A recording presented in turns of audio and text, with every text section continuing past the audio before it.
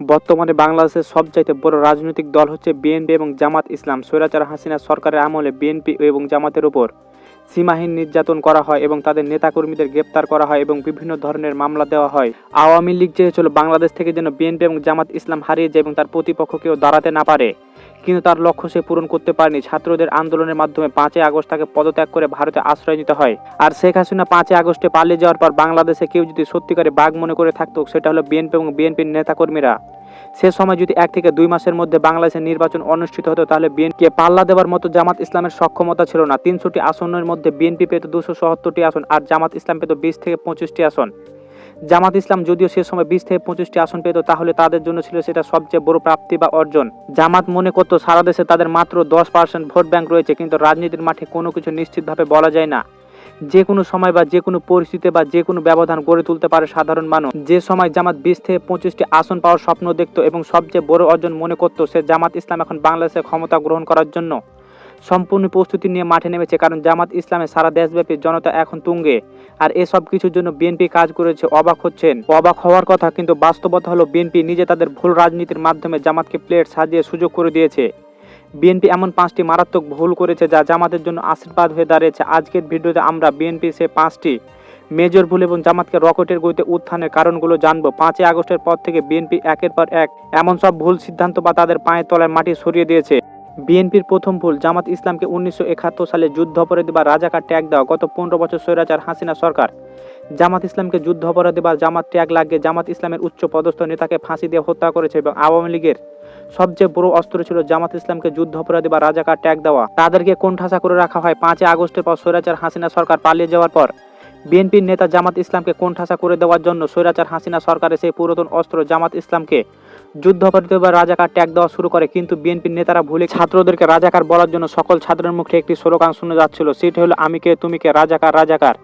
এই শব্দটা তরুণদের কাছে প্রতিবাদের ভাষা হয়ে দাঁড়িয়েছিল। সে মুহূর্তে দাঁড়িয়ে বিএনপি যখন আবার জামাতকে সেই পুরনো রাজাকারের টাক দিয়ে ঘায়েল করার চেষ্টা করলো, তখনই সে বুমরাঘাত হয়ে ফিরে এলো। তরুণ প্রজন্ম ভাবলো আমরা যে ট্যাগ দিয়ে রাস্তায় রক্ত দিলাম, বিএনপি এখন সেটা নিয়ে রাজনীতি করতে চাইছে।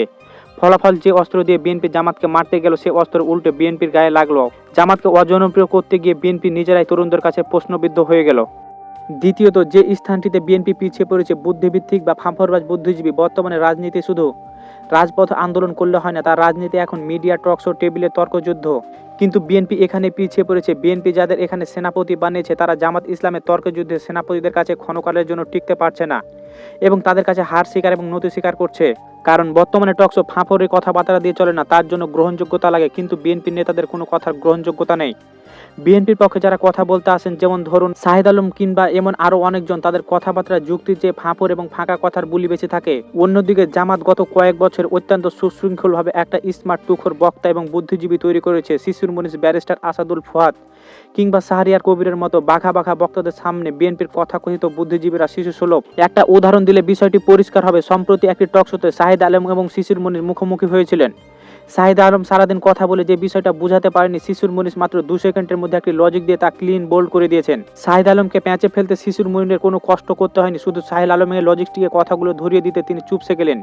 এই যে অনলাইনের যুগে মানুষ দেখলো বিএনপির প্রতিনিধিরা যুক্তিতে হেরে যাচ্ছে আর জামাতের প্রতিনিধিরা মাস্টার পিসলা স্মার্টলি কথা বলছে, এটা জামাতের গ্রহণযোগ্যতা এবং আকাশচুম্বী করেছেন। মানুষ এখন স্মার্ট পছন্দ করে, আর এই জায়গায় বিএনপির ডাহা ফেল করেছে। বিএনপি তৃতীয় ভুলটি তাদের জন্য আত্মঘাতী হয়েছে, আর সেটা হলো নিয়ন্ত্রণহীন চাঁদাবাজি।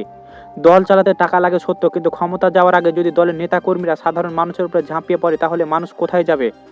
বিএনপির মধ্যে হয়তো 5% নেতাকর্মী চাঁদাবাদ, কিন্তু এই 5% দায় পুরো দলটিকে নিতে হচ্ছে। আর তাদের এই ব্যর্থতা বিএনপির ভোট ব্যাংক থেকে মিনিমাম 20% ভোট কমিয়ে দিয়েছে। সম্প্রতি ঢাকার এক রাস্তার পাশে এক মুড়ি বিক্রেতার ভিডিওটি ভাইরাল হয়েছে। তিনি কান্না জড়িত কণ্ঠে বলছেন, আগে তিনি ফুটপাতে দোকান করতেন, কিন্তু বিএনপির 5টি গ্রুপ, কখনো মুন্না গ্রুপ, কখনো কামাল গ্রুপ, তাদের কাছে চাঁদা চাইতে আসে। তাদের অত্যাচারে তিনি ব্যবসা গুটিয়ে এখন রাস্তায় রাস্তায় ফেরি করতে বাধ্য হচ্ছে। ওই ব্যবসায়ী বলছে, বিএনপির নেতারা আমার দোকান খেয়ে ফেলেছে। চিন্তা করুন, একজন সামান্য মুড়ি বিক্রেতার কাছে যদি 5টা গ্রুপ চাঁদা চায়, তাহলে বড় ব্যবসায়ীদের কি অবস্থা? মানুষ দেখছে এরা ক্ষমতায় আসেনি, তাতে এই অবস্থা। ক্ষমতা এলে তো দেশটাকে গিলেই খাবে। মানুষের এই ভয় আতঙ্কে কাজে লাগিয়েছে জামাত। তারা বারবার বলছে আমরা ক্ষমতা এলে চাঁদাবাজ নির্ভর করে। মানুষ এখন বিএনপির অত্যাচারে অতিষ্ঠ। তখন জামাতের প্রতিশ্রুতি তাদের কাছে শান্তির বার্তা মনে করছে। বিএনপি তাদের দলের আগাছা ছাড়াই করতে ব্যর্থ হয়েছে, আর এ সুযোগে জামাত ইসলাম মানুষের আস্থা অর্জন করেছে। চতুর্থত যে কারণে বিএনপি জনসমর্থন হারাচ্ছেন তা হলো ভারত নীতি। বাংলাদেশের মানুষের পাঁচ বা নারীর স্পন্দন বুঝতে বিএনপি ব্যর্থ হয়েছে। ফেলানীকে কাঁটা তারে ঝুলানোর পর থেকে জুলাই গণঅভ্যুত্থানে ছাত্রদের গুলি করা, আর সর্বশেষ ওসমান হাদিকে গুলি করে এবং ঘাতকরা ভারতে আশ্রয় নিয়েছে। এবং গত 15 বছরে ভারতের নগ্ন হস্তক্ষেপের কারণে বাংলাদেশের আপামর জনতা এখন ঘোর ভারত বিরোধী।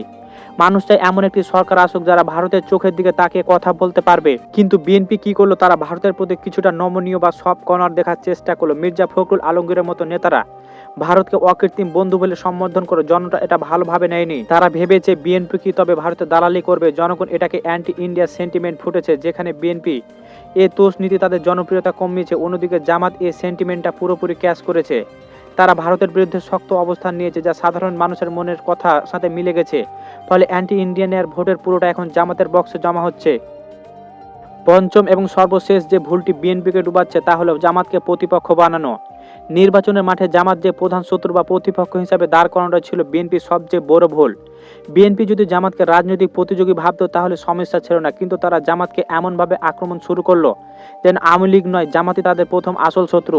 আর এই অতিরিক্ত আক্রমণ করতে গিয়ে তারা জামাতের প্রতি মানুষের সহানুভূতি বা সিম্প্যাথি তৈরি করে দিয়েছে। এর সবচেয়ে বড় উদাহরণ হলো কুমিল্লা হাসনাত আবদুল্লাহ। এবং হাসনাত আবদুল্লাহ যখন নির্বাচনে মাঠে নামলো তখন ভোট ছিল মাত্র 5% মতো, কিন্তু সেখানকার সাবেক এমপি এবং বিএনপি নেতা মঞ্জুরুল হক বা মঞ্জু যখন তাকে ব্যক্তিগত আক্রমণ করে বলল, তখন 5 দান উল্টে গেল। মঞ্জু সাহেবের এক জনসভায় বললেন, যার বাপ দাদার কোনো পরিচয় নেই, রাজমিস্ত্রির ছেলে, সে এমপি হওয়ার শখ করে।